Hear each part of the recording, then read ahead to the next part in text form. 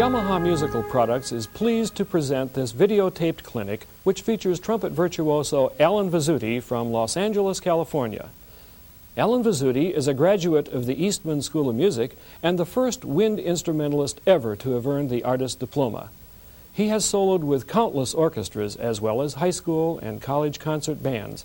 He is a very busy studio artist in California and a much sought-after clinician.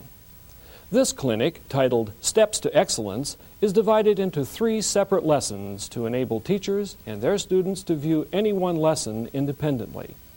The content is such that woodwind players can gain much from Mr. Vizzutti's clinic, even though he is a trumpet artist. We hope that Alan will give you insights into ways in which you can improve your playing and to inspire you to become all the musician that you can possibly be.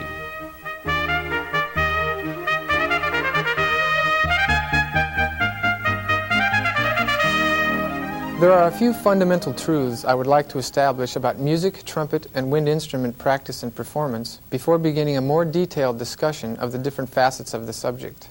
These items serve as the foundation for all of my endeavors in music. They are concepts worthy of a lot of time and effort and offer many wonderful and satisfying rewards. To begin, remember that music is communication. The goal of every performance is to convey an emotional experience to the listener through the music. All performers have at one time or another experienced the elation of a great musical communication. It is important for us to share our talents and developed abilities with others. The dreams of a society are dreamed by its artists in all fields. Through the study of music, one can enjoy creative expression, social activity, and mental exercise. One learns about stress release and relaxation and development in the useful art of self-discipline. And what's more, we experience the joy of communicating with any people on earth. I'm not speaking exclusively of the professional musician. On the contrary, these things ring true for people at all stages of musical development and all the various levels of ambition. Music practice and performance will teach you to always do the best you can at whatever you pursue and how to be consistently successful, although never perfect. In these 3 video sessions, I will show you the necessity of technical excellence in the pursuit of artistic expression and the even greater necessity for artful expression through our natural and developed techniques.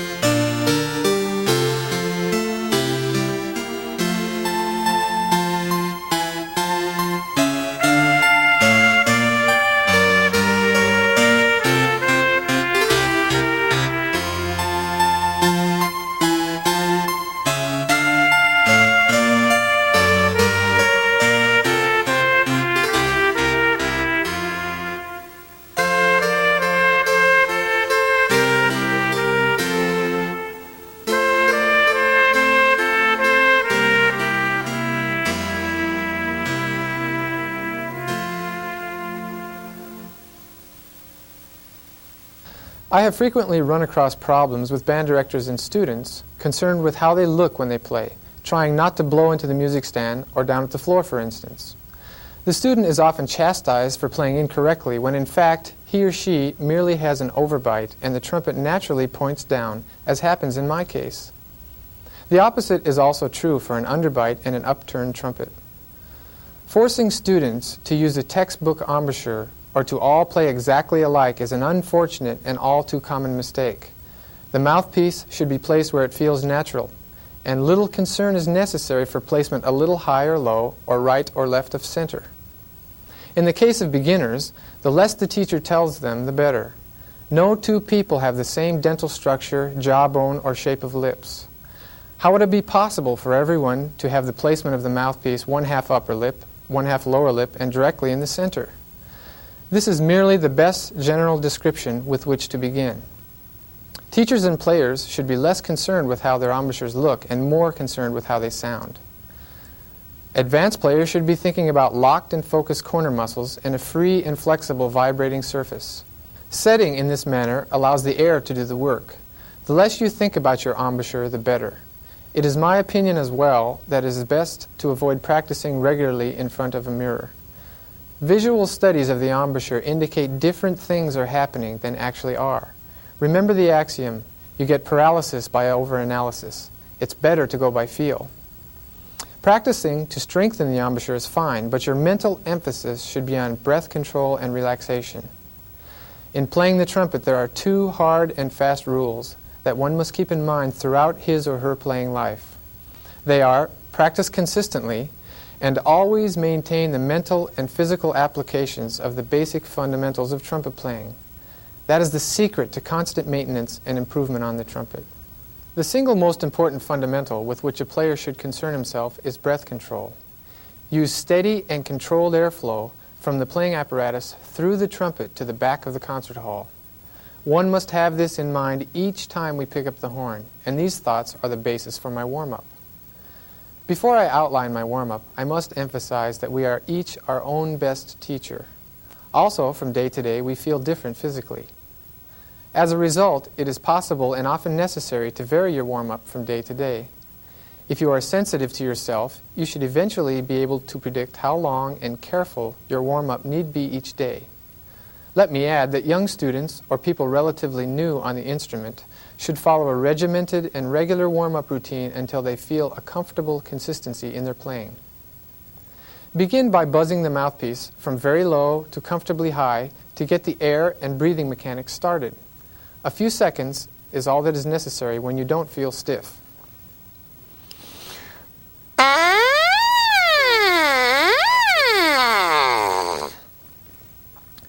Don't go to the horn until the buzz is fat and clean. Play a series of 4 legato notes, then 4 staccato notes with a fat mezzo forte sound beginning on C below the staff and continue down chromatically.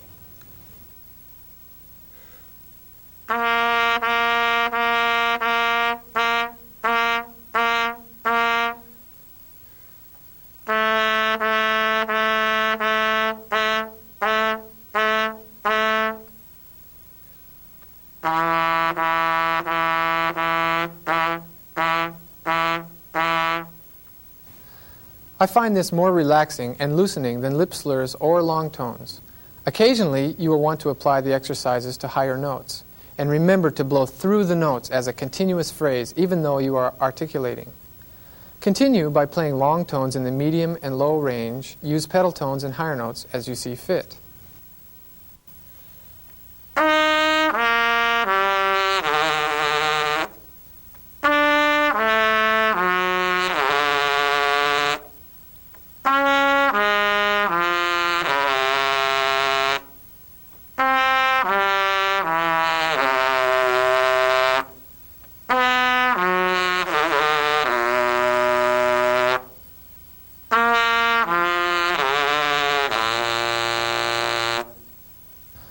Often it is necessary for me to get above the staff very shortly after starting to play in order to maintain the proper focus on the center of each note.